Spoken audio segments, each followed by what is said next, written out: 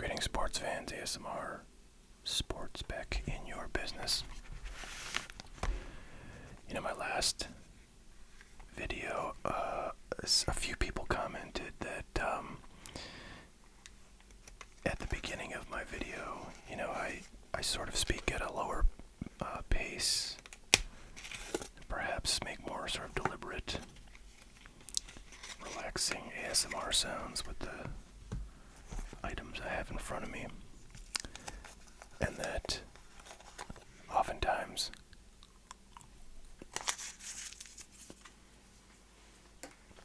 in other content that I do, I move much more quickly, and I generally acknowledge that's quite true. If I have a lot of things, especially on like live streams, I'm often really trying to hustle my bustle so I can get through cards in time and have enough time to get through everything. But as I was thinking about it, I sort of like the idea of generally kind of slow rolling stuff, and at least with pre-recorded content, doing things that I can take my sweet time in getting through and savor the items that we have. So I'm gonna try to do that. We'll see. I also just think, like, if I can do a whole video where I open like $2 or $3 worth of cards, that's a lot better for the economics of things than to always do kind of modern stuff that it's like $100 or $200 a box, and you get like $20 of cards out of them. So that's my little introduction. Today we have a customer order, and I also wanted to show you one thing that came in that is not part of the customer order. This is a Topps on-demand Dune box. They made, it says limited to 500 there. Actually, it looks like 50, but the top thing is covering the extra zero. But they made 500 of these things and sold them online only. I managed to snag one. They sold out quite quickly, as I imagined they would. I think it's rare that you see a product from Topps that's as limited as this one to 500 cards. And I don't know, the pre-order for these things happened like 3 months ago, and I just got these like this past week. So they took forever to put these together, and at the time, Dune was super hot because Dune 2 was relatively new, and I'm trying to think if it was maybe even not out. I think it was out when this was pre-ordered, but I can't remember for sure. But anyways, yeah, I remember just sort of, thinking, boy, the buzz is really big on this sequel. So it seems like that's probably a good. I can't remember what I paid for this thing. I feel like it was like maybe. I don't have the receipt for it. I feel like it was maybe like $50 or something like that, $100. And there's only 3 cards in here. You get, or 4 cards, I guess, 3 base cards, and then 1 numbered parallel. And there's not that many cards in this set, I don't think. I feel like there's only like 10 or 15. So your odds of getting any one particular character amongst those 4 cards are pretty good. Anyways, these boxes are selling for, I think, like $500 or so on eBay. So there's definitely a flip to be made there. I don't know what I'll do with my box, but I thought I'd show you guys.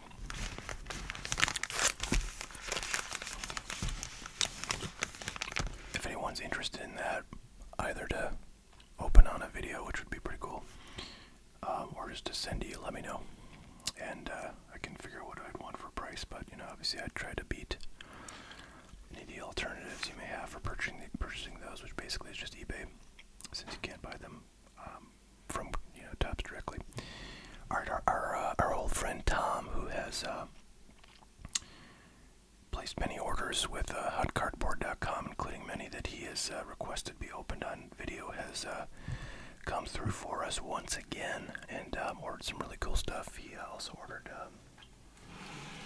an item I'll just show you, but it's not going to be opened. But this is an 88 Topps hockey box.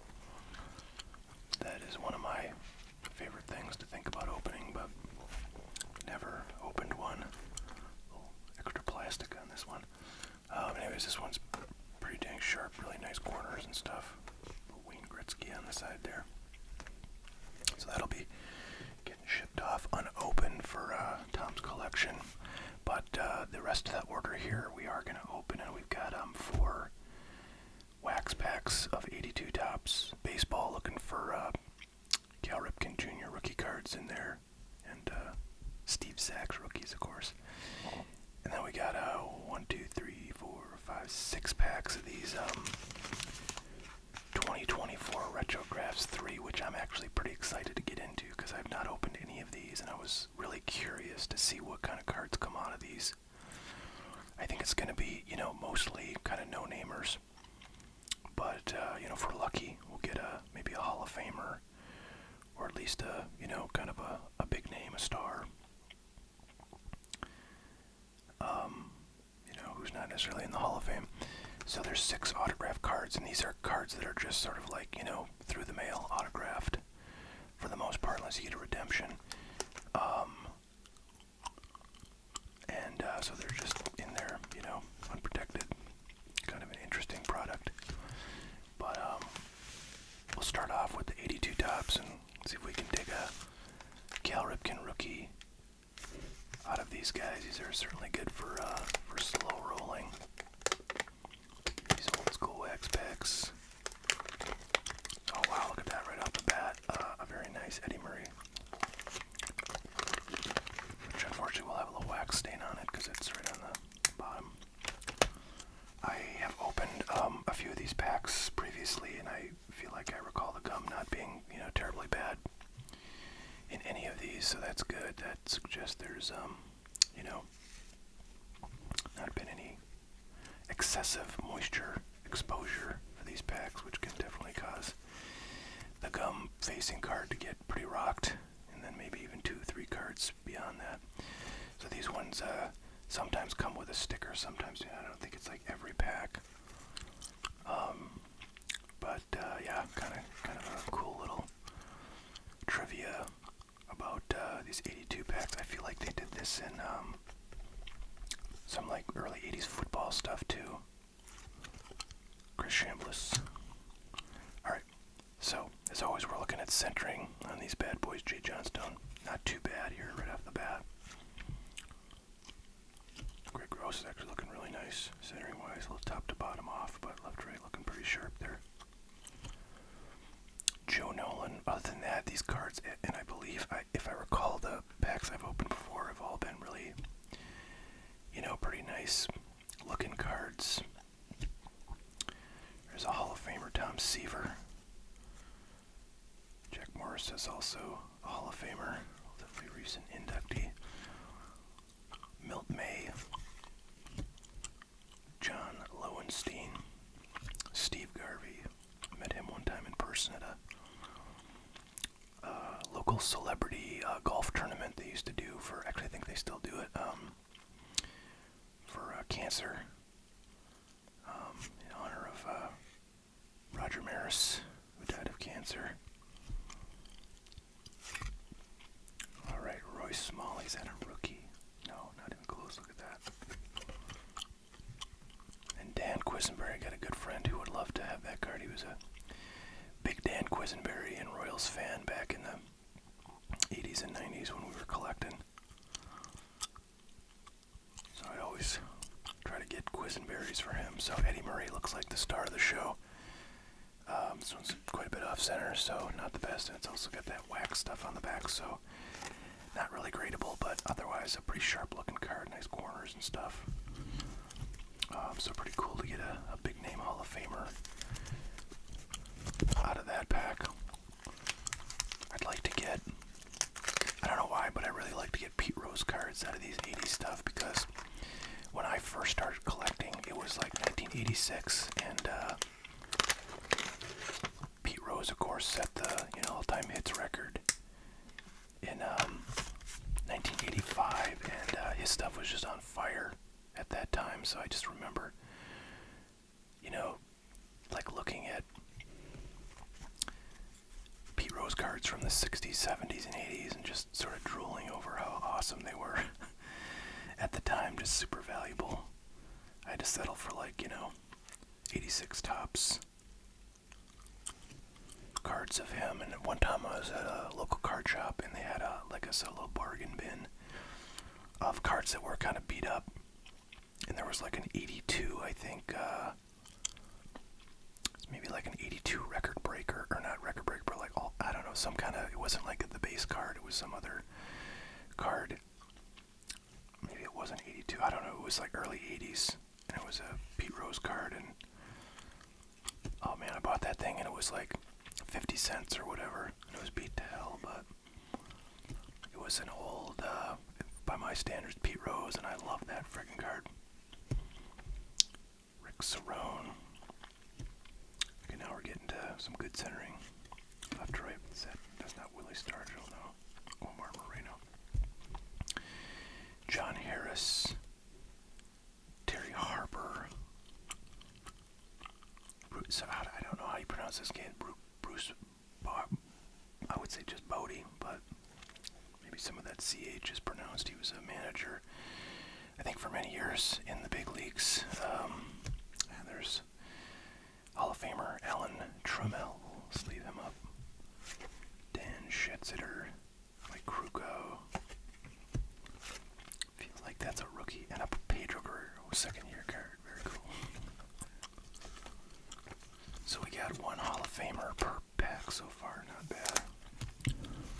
And we've got 0 of the, all-star rookie cards that are 3 players to a card. And the place that you find the Cal Ripken Jr. rookie cards.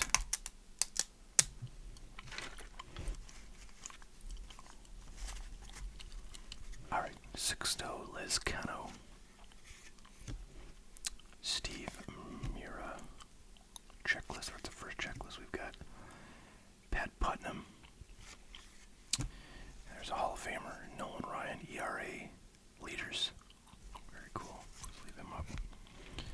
Kent Culvey.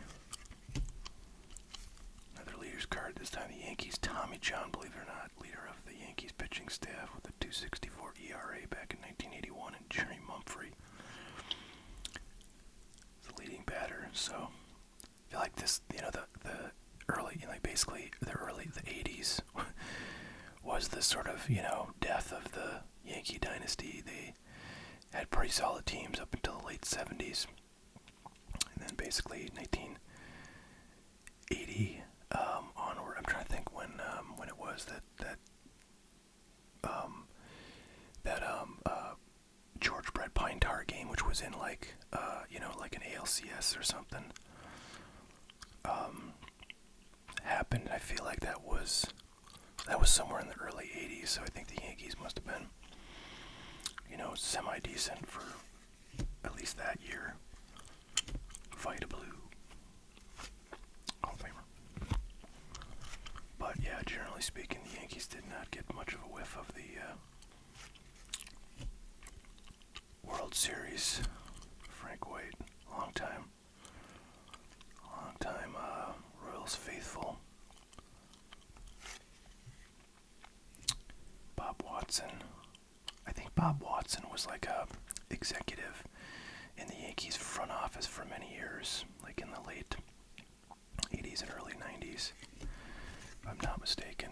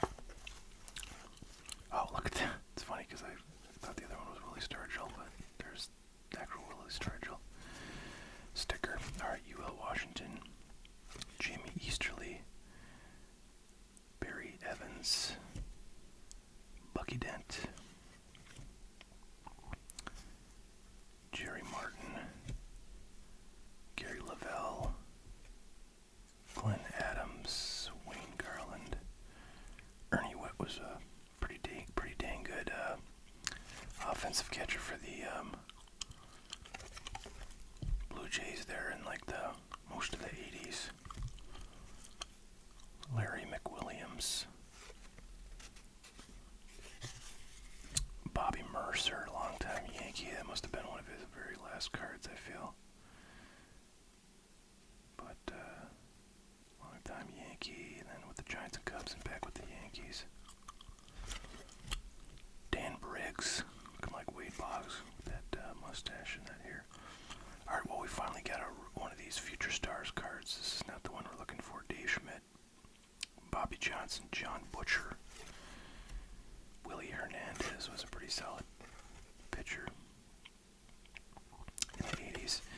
And John Wathon, who was manager eventually of the Royals. And this is our gum card, so this one's all mangled, unfortunately. Alright, well, we didn't score the big hit that we wanted, but we did get some semi-decent Hall of Famers and overall condition cards in these packs. Continues to be pretty solid, so that's good news. Oh, and now we can do some lint rolling, because that was the other thing I noticed about my last videos. We got a lot of requests for lint roller sounds, which is funny. I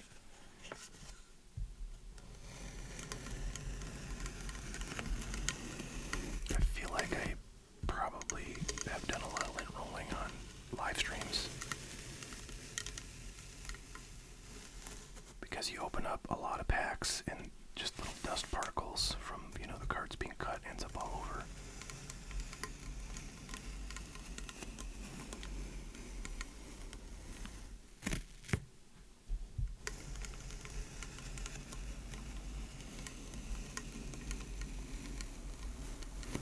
I actually think going slow is very effective at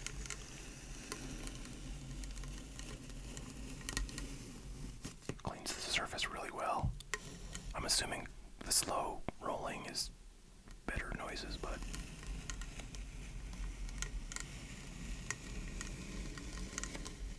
you guys tell me if you want me to go faster. I normally would go faster.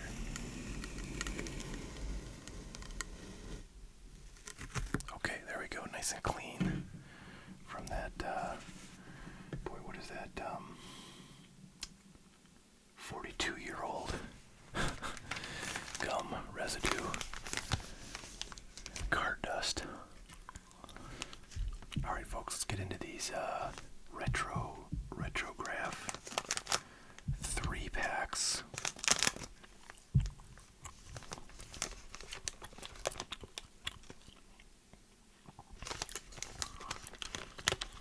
Alright, here we go. Okay, look at that. So that's not, so this is a modern card, and I think the sort of time, or the temporal scope of this product is like all over the place. So we have a 2010 card, I'm sure we'll get 80s cards, we might even get a 70s card.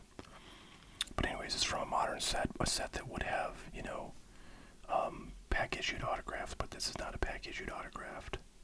It's just a card that they sent here, somehow got signed. Oh, interesting. I see on the back of this, they've put a little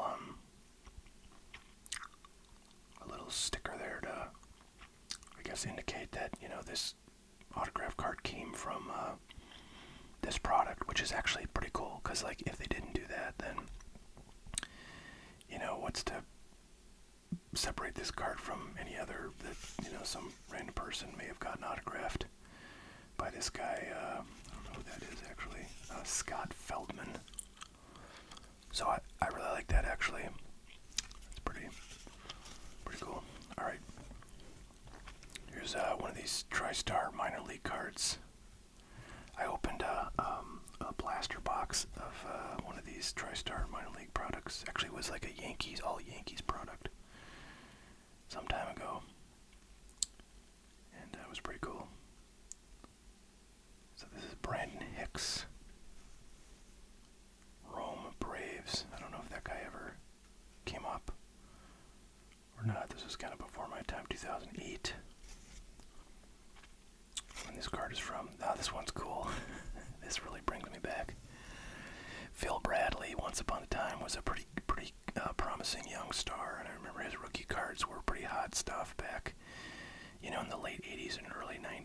earliest cards, rookie cards, were 85 Topps and Donruss and Flair.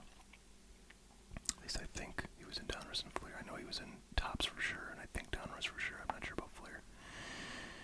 But yeah, so he was, you know, a pretty big name in the late 80s when I started collecting, and you know, didn't have an amazing career, but was a pretty good player for a good number of years, and so it's pretty sweet to see a name I definitely recognize. Alright, William Van Lanningham of the Giants. This is from Collector's Choice. Let's see what year.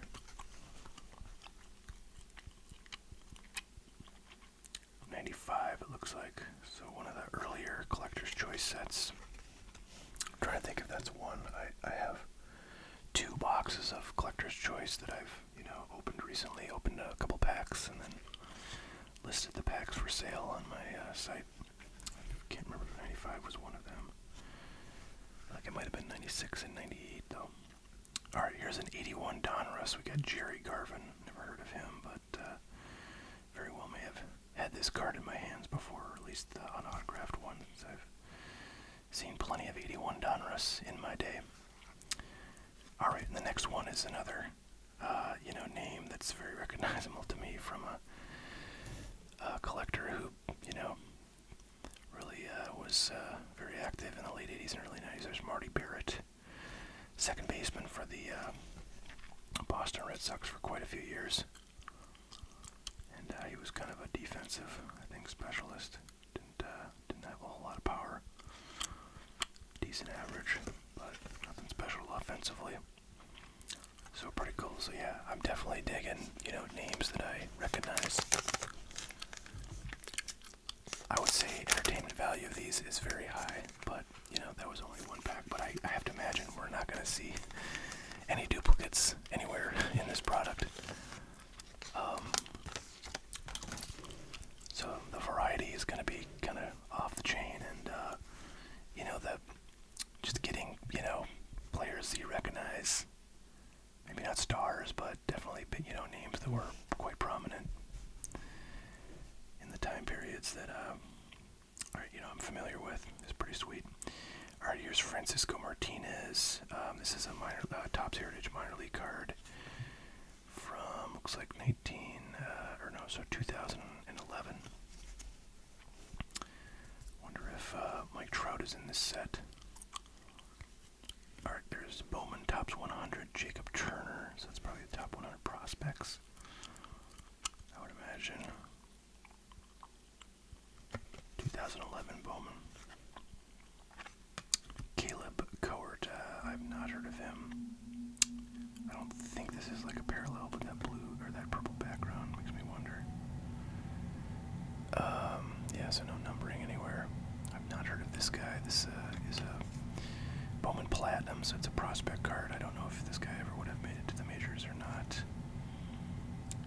AJ Pollock. Okay, he definitely made it to the bigs. And this is a Elite Extra Edition card, so you know, pre-MLB card for him. Kind of cool. One thing I was kind of wondering is if they would have dropped in any, you know, sort of you know, pack-issued autographs, because there's certainly plenty of, like, low-dollar pack-issued autograph cards out there, especially if you're looking at minor league stuff. But so far we have not seen one. There's Xavier Hernandez, the 1990 Upper Deck card. I think I mentioned last time I was hankering to open some 1990 Upper Deck for no apparent reason, but I have not yet gone to scour for my 90 Upper Deck unopened stuff. Alright, here's another minor. I really am not a fan of how many minor league cards there are in here, I have to say. I wish it was all major leaguers, because I would say a lot of the major leaguers I recognize, but a lot of these minor leaguers, like, they may or may not have ever appeared in the show. David Kelton is our last card there. I kind of feel like, yeah, they sort of should clarify that, you know, it could be minor league cards. So it says includes 6 autographed baseball cards with HA authentication sticker on the reverse. There are a handful of Yeah, they just say baseball cards, so I guess theoretically it's a baseball card if it's a minor league card, but they could have said minor league and Major League Baseball cards. I think that would have been more honest. Armando Rivero. Another, prospect card, first Bowman. Jason Aquino. Another Bowman. Tons of Bowman. Chris Benson here.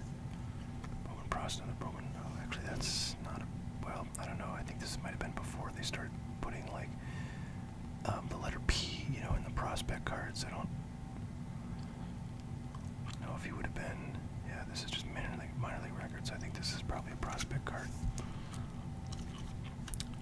Alright, here's 2004 Bowman, I believe.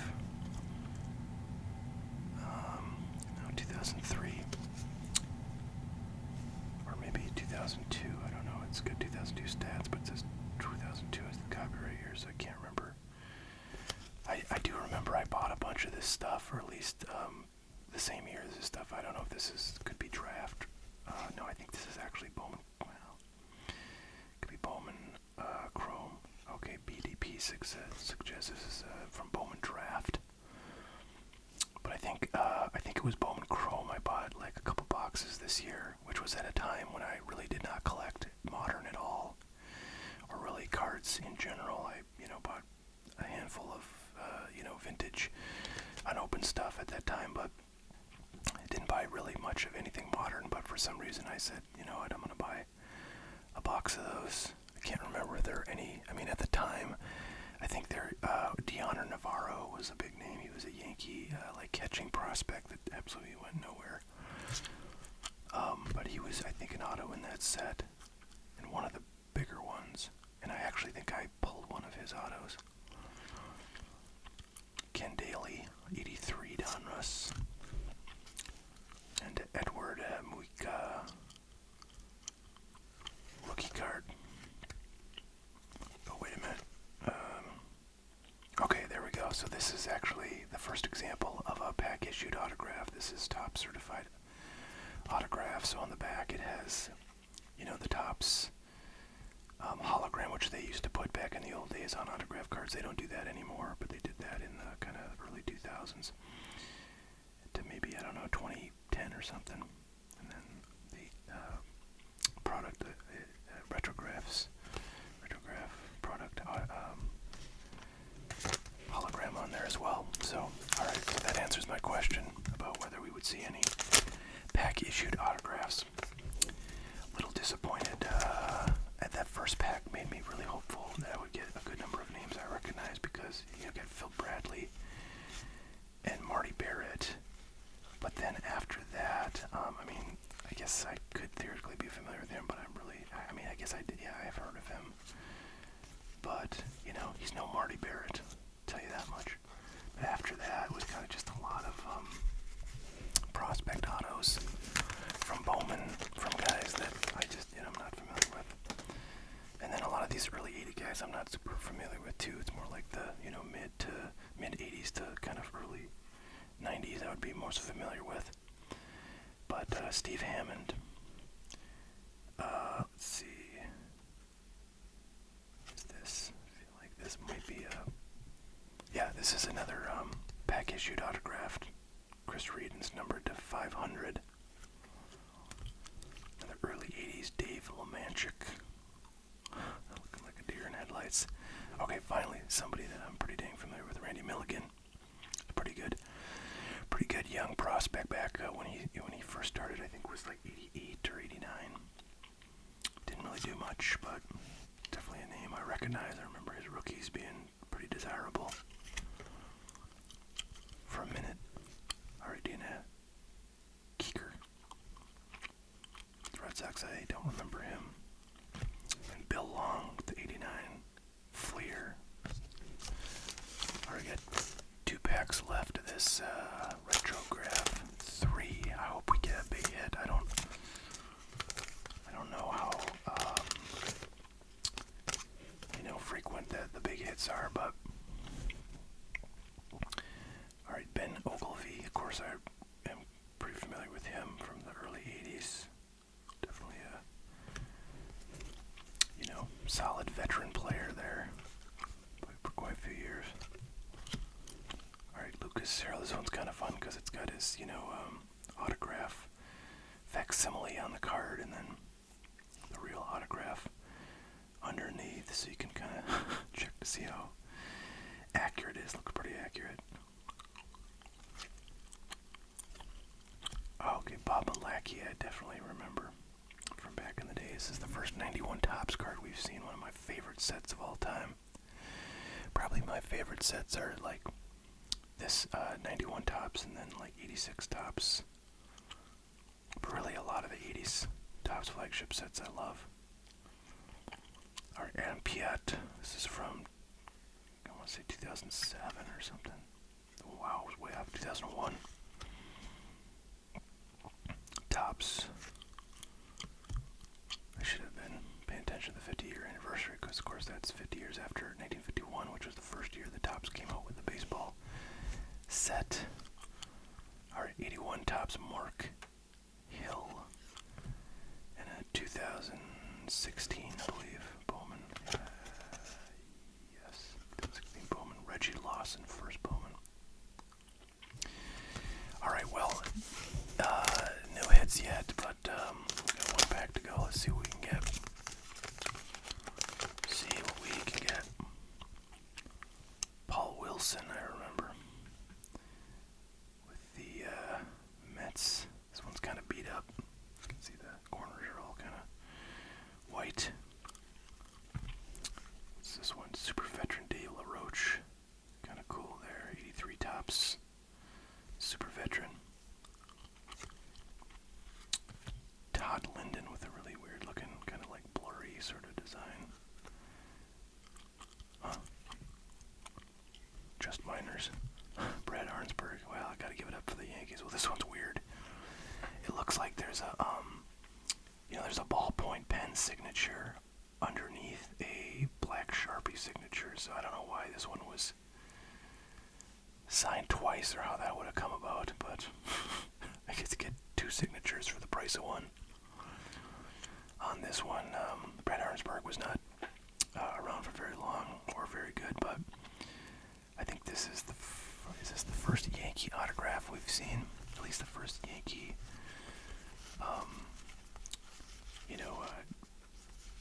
Yankee jerseyed card. There's other guys I think who played for the Yankees, but they're not in their Yankee unis on the auto, but I think that one is the first one, so for that reason, I like it.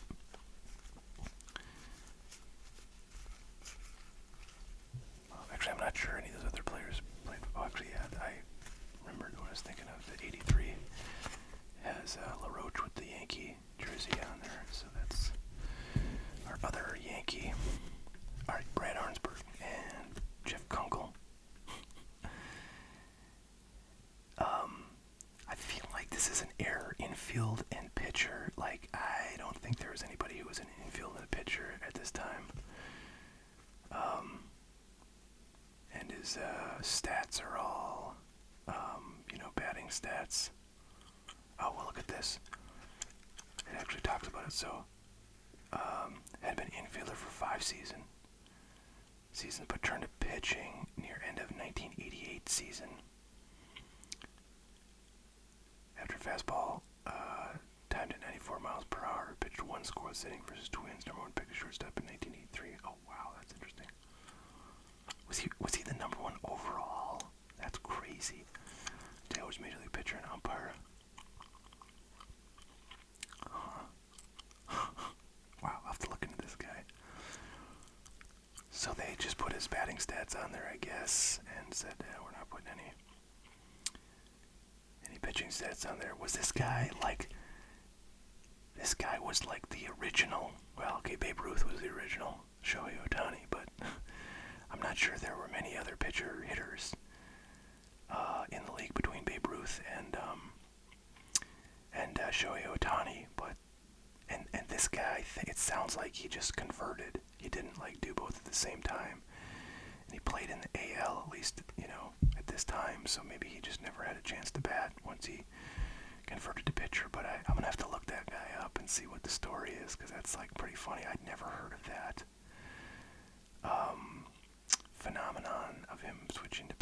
had Rick Ankiel, who switched from a pitcher to an outfielder because like he got the yips and like couldn't throw a strike anymore at some point. So you know he was still very talented and had a strong arm, so he became an outfielder and you know didn't do half bad after that. But I've not heard of a guy who went the other way once he was in the major leagues as a position player and then turned into a pitcher. That's pretty wild. I mean, gosh, I can't believe. I didn't know about that. All right, so last card, Turk Wendell, definitely somebody I've heard of. This is with the Cubs, and it's from 1994. So I guess good to get another recognizable name, but yeah, no real star power here. I mean, definitely some cool names from the 80s, but you know, I think too many minor leaguers for my taste. But you know, these are pretty dang cheap for 6 autos, so it's like you can't really ask for too much. And then the question is, what's the entertainment value? And I think that's actually very high. Just a lot of cards. I mean, obviously, going to be almost no duplicates in here. So what kind of product, you know, can you get that has like no duplicates in the entire run? Probably nothing besides this. So pretty cool. And yeah, 6 cards, you know, for, I forget what these go for, like $15 or something like that. 15 to 20 bucks maybe. So, you know, definitely you don't get your money back. But although I feel like, I don't know, I feel like you can, well, no. I was gonna say you can sell like autograph cards for like $1 or $2 a piece, but those are pack issued, so there's nowhere you could sell, you know, just through the mail autographs or in-person autograph cards for $1 or $2 each. But if you could, then you'd really be, you know, pretty close to making your money back on something like that. But there were a few pack issued in there, so you could sell those one back. But anyways, it was really fun to see what was in those. I'm super psyched we got to do that. Many thanks to Tom for ordering those items and letting us see what was in them, because that was pretty sweet. Actually, hang on one second. I'm gonna grab something I do want to give to Tom as a thank you, and because we didn't get a hit out of those packs, but I think there is like 1 hit per box is what I recall seeing. So somewhere in this product there is you know, Hall of Fame auto. I'm pretty sure. But one sec, I'll be right back. Okay, and I'm back. All right, so a while ago I had like a bunch of boxes of repack product that was like all Hall of Fame autograph cards, and they were all encased, whether for authentication purposes or grading or both. And I just remember thinking, you know, I gotta figure out something to do with those. I could sell them, but I don't know if they're worth a whole lot. But I thought this was right on theme, since it's you know, an in-person autograph card. This one's been authenticated and encapsulated by Beckett Authentication Services. It's a Lou Brock, one of the top all-time stolen base leaders and Hall of Famer for the Cardinals.